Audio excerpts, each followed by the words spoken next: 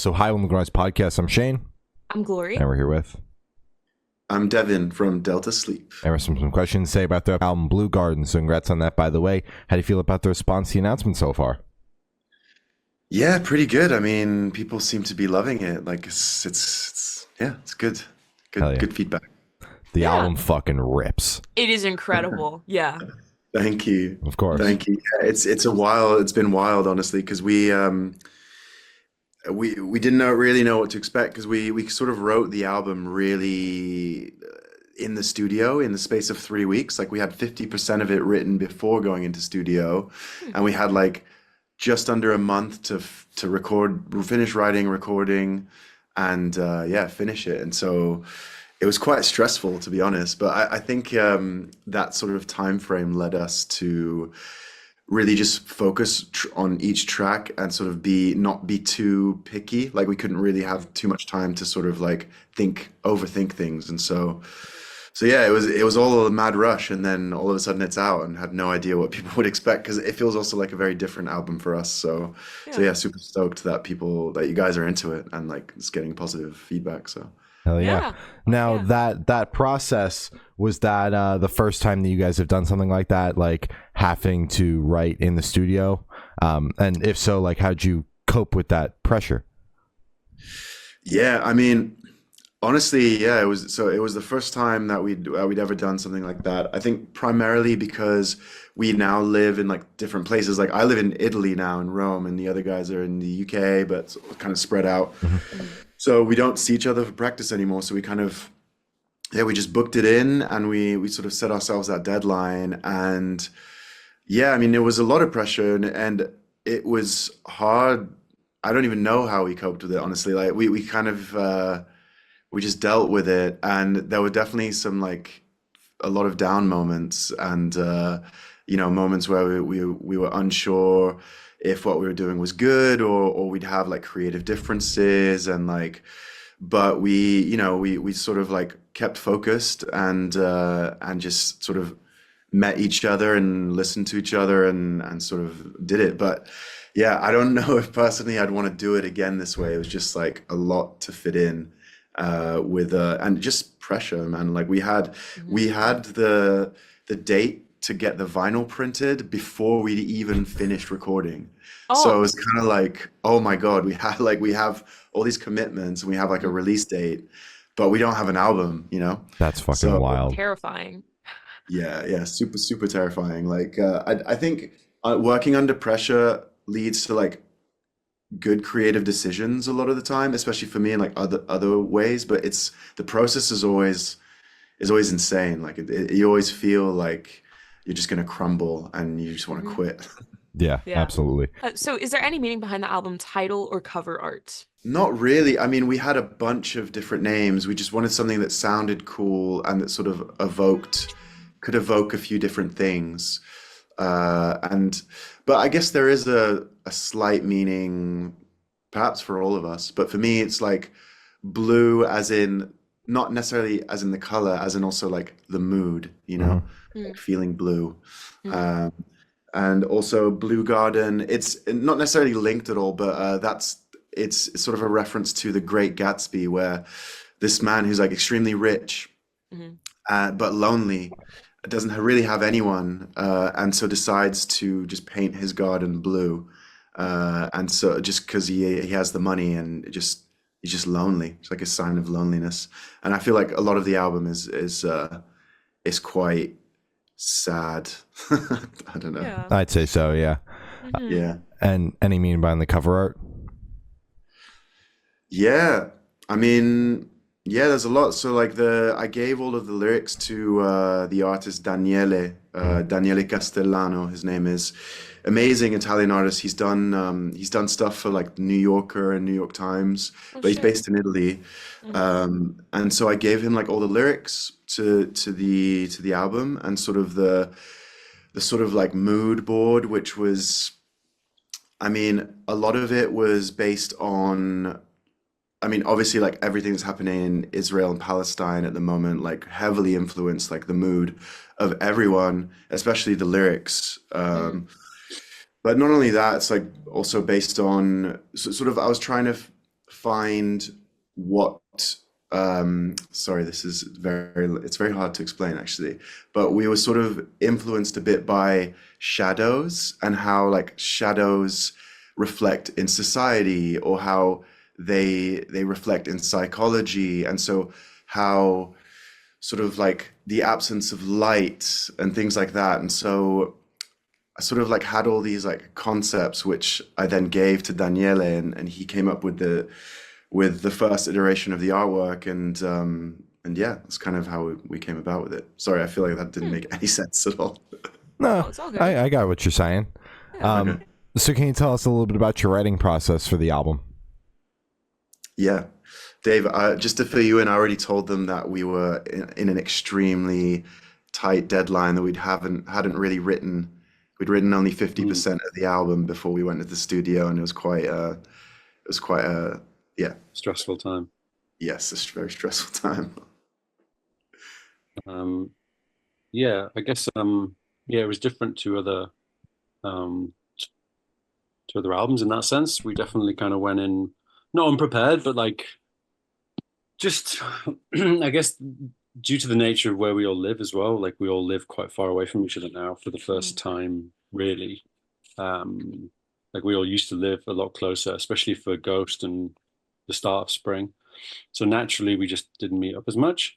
But we kind of, I think we knew in the back of our minds that we were going to write a lot of this stuff. Well, like Dev said, like 50% of it in the studio, or like kind of almost on the day. Some of it, some songs kind of came, like Dawn was kind of done very last. In fact, that was the last thing we did, like one of the last few days.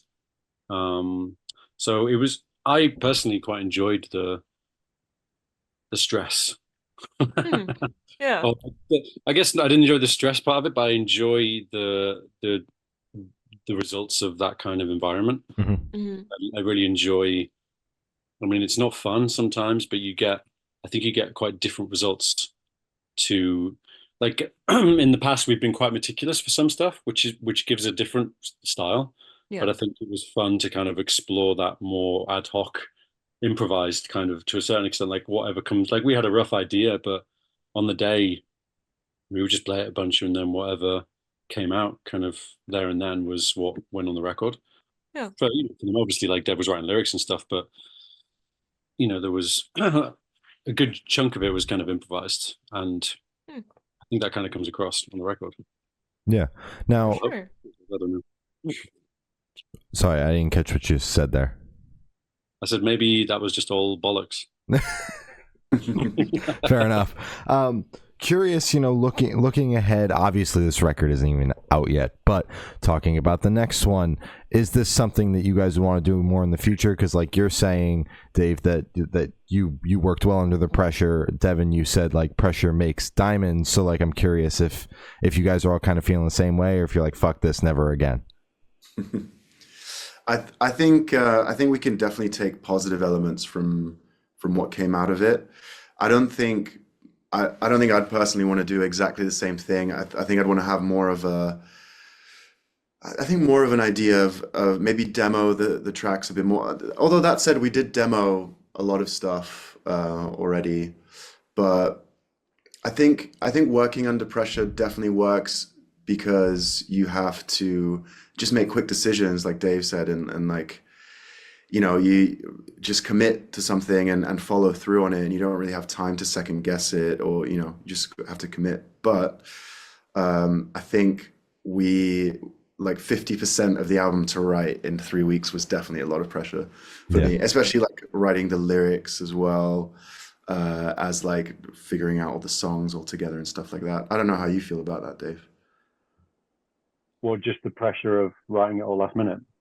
Yeah, would you want to do it again the same way? Don't know. I think not right now. No, That's fair maybe in enough. 3 years' time. Yeah. Give it a little Ask cool me down. Yeah. Yeah. Let's cool down for a bit. Yeah. That's fair. And I'm also curious because Devin, you mentioned you had the release date set and the vinyl, the vinyl production date and everything set before you guys were even finished with the record. So I'm curious, like the timeline when you guys kind of went in the studio to work on this and when you like had masters in hand. Yeah, so we went in the studio February of this year, like 2024. Uh, Pretty much came out. So we had 2.5 weeks in Belgium, and then we had an extra week in the UK in two different studios. And so that was 3.5 weeks, and then pretty much a month later, so we had the next month to just mix and give like mixing notes to our producer Mark Mhm. Roberts. And then, yeah, I think it was a month after we were in the studio that we had to hand in the masters to get the records pressed in time. So it was like, yeah, a big race to the finish line. That's one hell Was of a that, turnareround. God damn. yeah, Yeah. insane. Hmm. Didn't have Especially because It's like always the way. nowadays, just pressing vinyl, you just have to reserve a slot. Like we even reserved the vinyl slot a year before the release. So we had even less of the album written or even not or even demoed at that stage. We just had to because it takes like a year to get your place in line at some of the manufacturers. So we were just like, yep, we will be pressing our record on this day, Yeah. and we haven't even like demoed You haven't even the thought album. God about it, damn. really. Yeah, Yeah. exactly. Yeah, That's Oh my wild. God. yeah, So yeah. while kind of handing in those masters, were you feeling like 100% confident in the product at all? Or because you didn't have enough time to kind of look at it with a fucking microscope and kind of like overindulge in kind of the production and everything. Were you 100% like on board, like, yes, this is it, just we're good? Or was there any second guessing? I mean, Mm, definitely not 100%, I'd Mhm. say.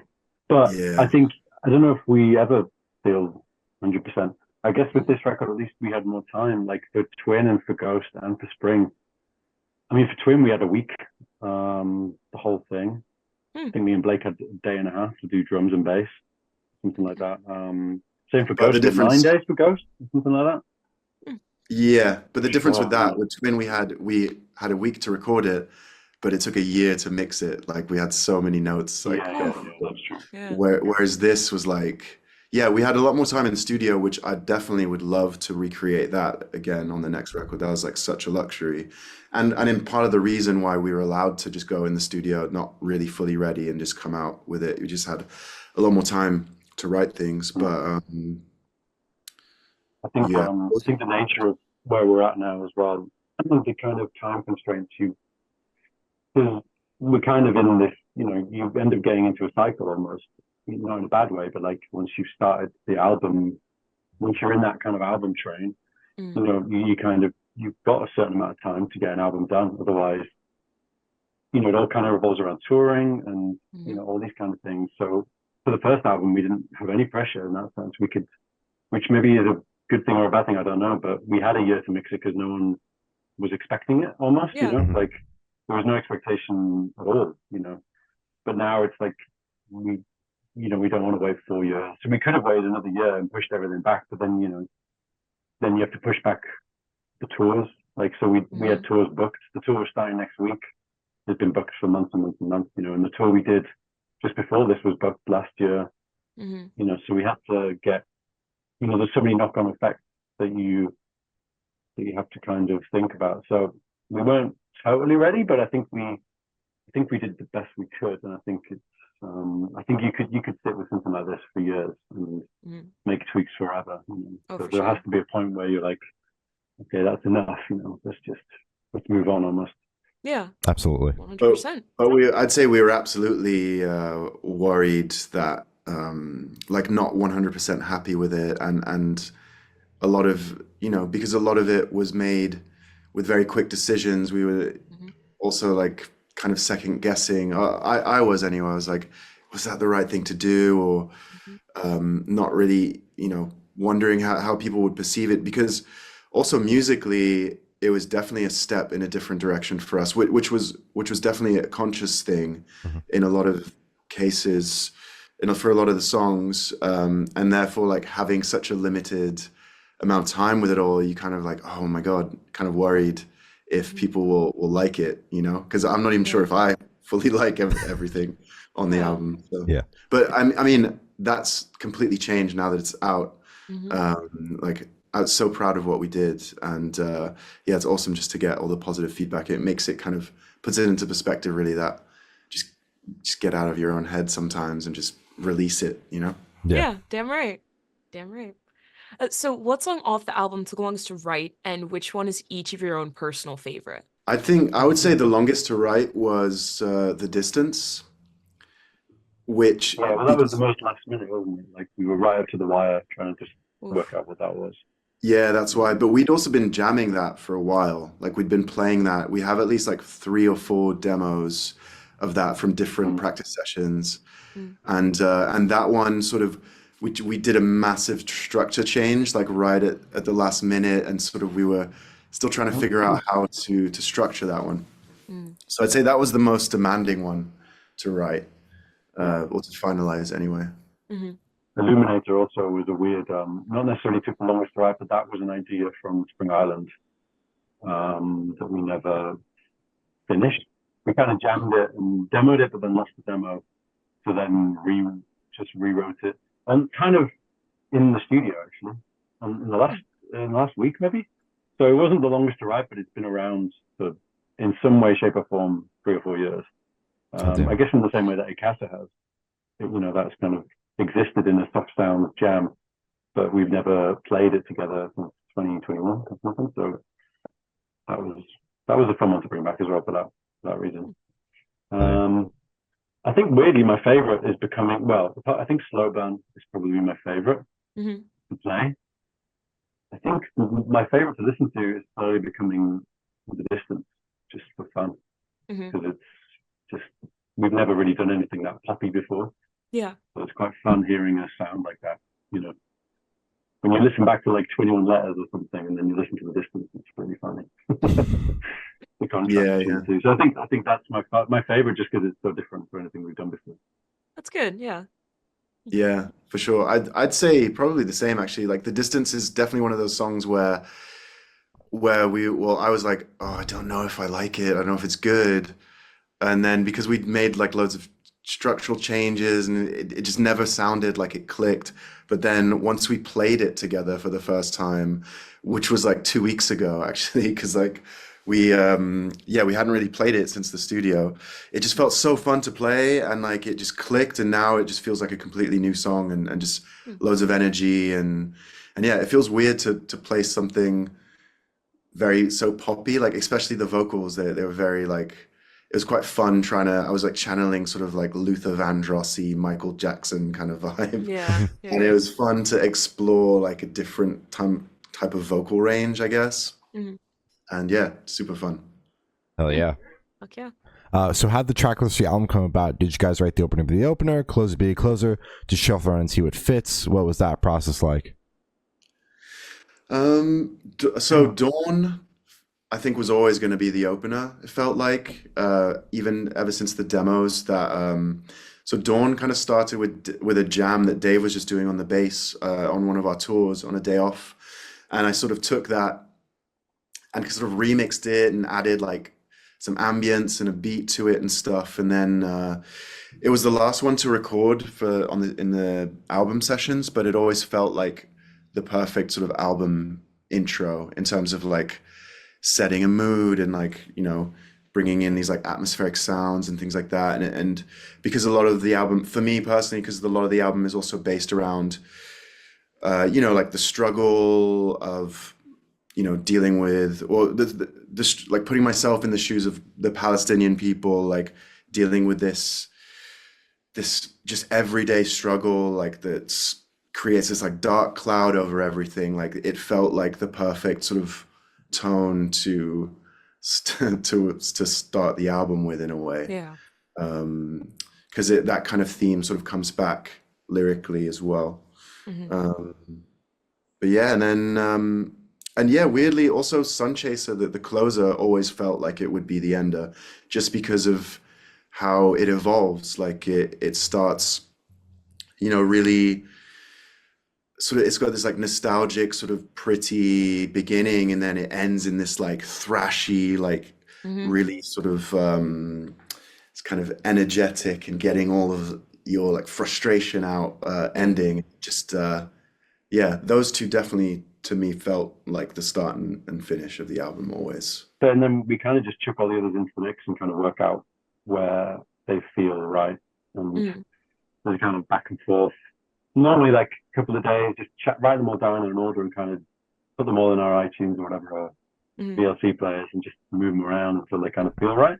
Yeah. And also, like, you know, that's when you kind of get into interlude stuff and like making little weird noises to kind of link tunes and stuff. So that's Hmm. quite fun. I think we all kind of enjoy that part of it. It's like piecing it all together, and also thinking about the vinyl, like where it would end on a vinyl and where it would start again. So that's always Hmm. quite fun to do. But yeah, I think it's a collective effort really with that kind of stuff, and we all write a preferred track list and then compare Hmm. and hope that they all match. They never do, but No. you hope that they do. Yeah. And then you all compromise until you get it right. But yeah, Exactly. like Dev said, Dawn and Synthia kind of felt like natural start and enders, you know. Yeah. Yeah. Hell yeah. And how long were you guys able to kind of work on the track listing? Did you say a couple days, or I mean, I would assume very, very short amount of time. Yeah, not Yeah, long. well, we actually had the whole time that the album was being mixed, so we had like a month of mixing Okay. after the studio. So we pretty much had that whole month to sort of think about it and also create some sort of little extra little sort of interlude or like think of the Hmm. transitions between the songs. So that kind of coincided with the mixing process, I'd say. So we had more time to think about the track listing than we did to actually record the album. Okay. Damn. A month. That's wild. Just over a Love how month, that yeah. worked out. Damn. Yeah. So, would you guys be able to tell us where your headspace is at while you're creating this record? I don't know. I mean, I guess we were all in very different headspaces. You know, Glenn was expecting a baby at this point, so he was in a very like expected father mode. Hmm. I just had a kid and was, you know, I had quite a young child back then. He was 1 year old, so I was probably in a mix of tiredness and deliriousness and excitement, Yeah. somewhere around there. My first time away from home for a while and stuff. Mhm. But I was excited. I think it was a gloomy, rainy, wet Belgium, which Mm. I kind of personally enjoy. Like when we did Ghost, it was the middle of summer and we were in Italy and that was amazing. But this time it was the opposite. You know, it was this kind of dark, kind of depressing place, really. Like the studio was beautiful, but like it was the end of winter. Hmm. No one was really around. It rained almost every single day.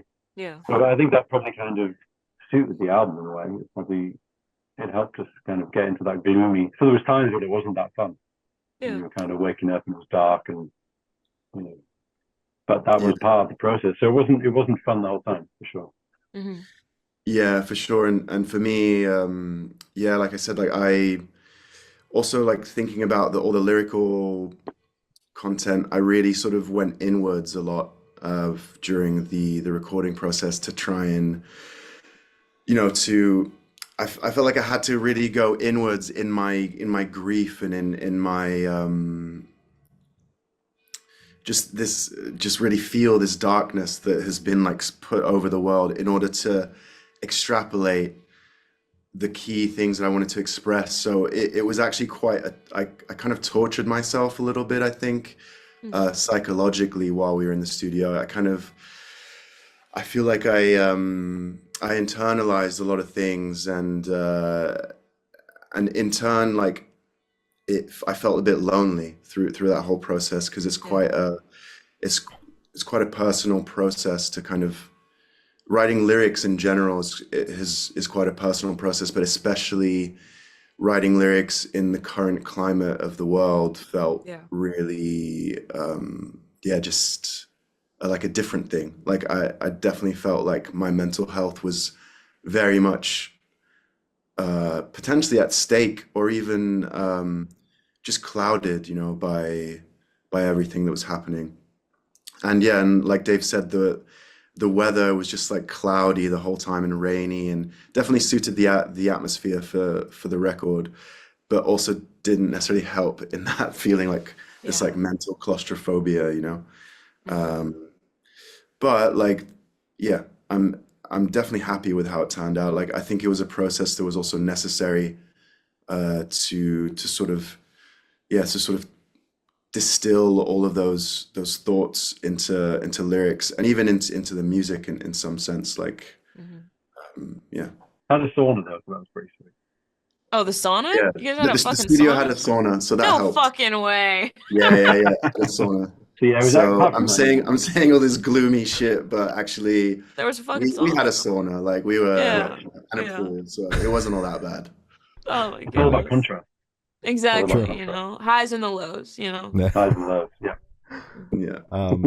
So how do you recommend your fans to listen to this album for the first time? Should you do it in the car with friends and dark with headphones on? Is workout album, party album? What do you guys personally recommend? I would say I've seen a lot of people like when the album first came out, like going out, like going on a walk and like listening with their headphones or something. One person was like riding a bike in this on this like nature pathway, Mhm. and it just looked like, oh, that's a great way to sort of get into an album actually. Like just be in like an expansive space Mhm. of like nothingness Yeah. and just walking and sort of taking it in that way. I think that's a great way Mhm. to take the album. Fuck yeah. Oh yeah.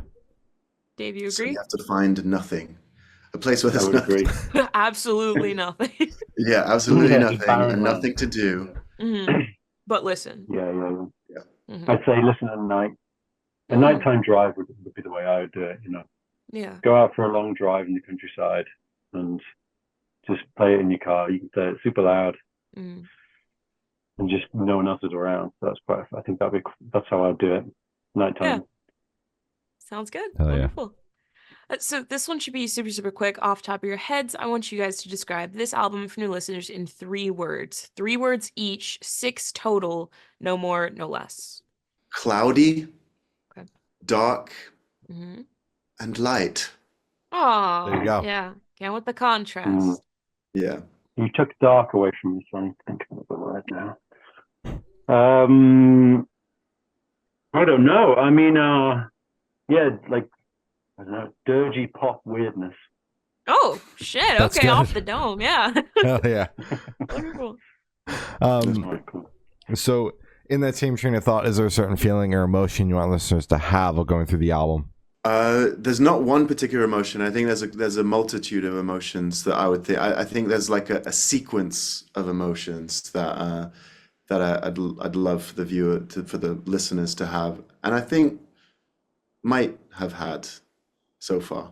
I think I like it so much because it's kind of melancholic. Quite a Mm-hmm. big fan of those melancholic albums. They kind of tend to be my favorite. So I think it's, you know, it has hope, but I think I kind of say it's quite melancholic until the end, and then there's hope. Yeah. Yeah. I think that's how I view it, you know. Mm-hmm. That's how I listen to it anyway.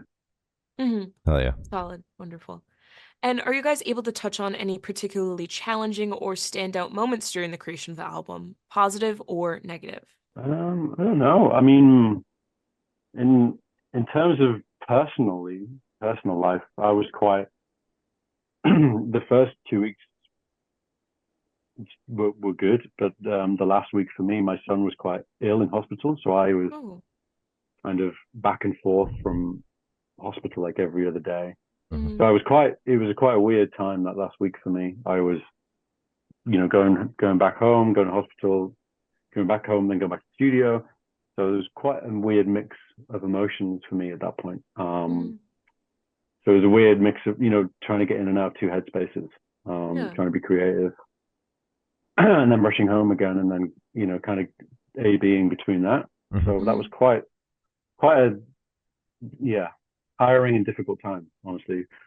So it went from the first 2 weeks in Belgium where we're brilliant and you're just kind of in that zone to a very different kind of reality, I guess, you know, not, you know, you get into this bubble of being in the studio. Same with when you're on tour, you know, and everything, you kind of just in that world. Mm-hmm. And then something kind of snaps you out of it and you remember that you have another life. So that was the most difficult thing for me personally. Absolutely. Yeah. Damn. I hope he's okay now. He is, yeah. He was, yeah. He's okay. He's okay. Good. Good. Mhm. Yeah, for me, yeah, I mean, there was one moment. I mean, again, sorry, like it's gonna get kind of sad maybe, but like while recording the lyrics for Dawn, actually, I started just crying, like my eyes out, and I never, yeah, just like kind of I wasn't expecting it. I think I was building up so much of so much emotion like internally that I hadn't been sharing with everyone. And I'd sort of like been drafting up the lyrics and things like that. And so when it came to recording Dawn, it was when Glenn was doing his these like atmospheric sounds on his guitar, and just sounded like, in a way, sounded like the sound of like helicopters or like gunfire and stuff like that. And I was like writing the lyrics at the time, and I just started like bawling my eyes out. And I had to like go outside for a bit. Like I had to stop for like half an hour or something like that, and then came back in and sort of then explained to everyone that what the song was about and what I was feeling and things like that. So that was like a big standout moment for me. Like that's never happened for me before, and sort of in a way it felt good. It felt extremely cathartic, having all of these things that I was holding in like coming out, and then to share it with the people that were there. Really, yeah, it was extremely helpful and cathartic, like I said, and I'm super proud of that, that happened in a weird way. Yeah. Because it's always really easy to hold things in. And so yeah, it felt amazing just sharing with everyone. I think it was like my unconscious just telling me like, okay, you need to get this off your chest now. Like you need to yeah, just tell people about stuff that's going on inside your head. So Yeah. Absolutely. Glad you're able to. Hell yeah. So for this question, I want you guys to picture you're on tour, you're at a gas station for a rest stop. What is your snack of choice? ooh. And until recently, it was Cliff Bars. Those Who little. changed? Well, I realized that there's just like more sugar in that than just eating sugar. Yeah. This isn't healthy at all. Yeah. No, This not is at all. really unhealthy. Yeah. Trying to find generally just trying to find something healthy on the road is whatever the snack of choice, because it's hard. It's hard to find genuinely healthy food while you're driving around, especially in America, we found. So yeah, it used to be Cliff Bars. I don't know what it's going to be now. I need to find something. I mean, salads from Starbucks, weirdly, or like they do like these green smoothies. Yeah, and like these weird egg bites. Oh. That's a pretty classic snack of choice. Yeah, that's in the now and again some sort of horrible diner. Yeah. Mine would be yeah, definitely like something healthy if there is. But I really love those little like corn kernel, like salty corn chips. Corn nuts? Yeah, corn nuts. Fuck yeah. Yeah, just Yeah. something about like the crunch and the like, it's just the flavor and the salt and like I like it. Yeah. Hell yeah. And Fuck some beef corn jerky nuts. as well. Oh, yeah. Fuck heavy with beef jerky. Yeah. Hell yeah. Solid. That's good stuff. And on the topic of food, if the band was a dish, what dish would the band be and why? Probably something that's a very weird mix. Surf and turf. I don't know. Oh, okay. Just a mix of meat and just a weird mix of everything. I think that's probably what we are. I'm gonna say a pizza, Okay. because you can put loads of you can have different types of pizza, different types of toppings, make it look all like different colors, da da da. You can make it as simple as possible, you can make it as complex as possible, but it's always still a pizza. Yeah. And you know what I mean. Pizza's great. Yeah. Pizza's good. Solid ass pizza. Yeah. Oh yeah. And for the last couple questions, we're going to shift completely away from music and go straight to death row. Boom. So if you're on death row, what would your last meal be with a drink? It's tricky because you want like a combination. So I was gonna say there's two schools of thought here for me. One is I was gonna say Vietnamese curry or something like Ooh. exotic, something like flavorful and like rich and something like that. But you kind of if you're gonna die, you also kind of just want to indulge and have like the greasiest, nastiest, like guiltiest pleasure thing. So like I'm gonna say either like an incredible like aromatic Vietnamese or Thai curry, or just like a burger, like a double, triple burger, like juicy and dripping in oil, with a huge beer. Nice. Solid. Hell yeah. Yeah. Yeah, I think indulgence is the way. I think I'd go for a Sunday roast, which is just loads of meat, loads of veg, loads of gravy, all that stuff. Or a big curry. I think a really good curry. I think that I want something that's just going to knock me out. Yeah. I want to be like comatose. If that's the way I'm going to go, I just want to be in a food coma. So I think massive Sunday roast or a big curry, big lamb curry would be my choice. Wonderful. Hell yeah. Yeah. Great. And if you could live in one fictional world for a week, where would you live? I'd probably live in Blade Runner. Ooh, solid. I mean, I was going to say Japan, so you can say non-fiction, but yeah, Blade Runner is the closest to that. I'd probably want to hang around Los Angeles 2049 or whatever it is and work that one out. It's a pretty cool landscape to explore. Yeah. Wow. Damn, this is so hard. My imagination's like, what do I choose? Oh yeah, I'm gonna say something like a castle in the sky, like some kind of Miyazaki world, like where there's like a floating island in the sky or something, and you can fly. Yeah. Yeah, That's good. And you can fly. and you can fly. And you can fly. Just add that in Key there. there. Exactly. And I've thought of asking the last question. Every single person that we've spoken to have said that it is the most important question. What's your favorite color? Good question. Thank you. I think yellow. Damn Yellow right. is my favorite color. Best color. It's just, it pops with everything. It's a good color. Exactly. Versatile. Yeah. A mustard yellow, like a kind of like easy, Yeah, or like you bright. could go kind of 70s style, more 70s style mustardy, I guess. Yeah, a deeper yellow rather than a really bright one. Yeah, a bit more orange in there, maybe. Yeah, I think that would be me. I respect it.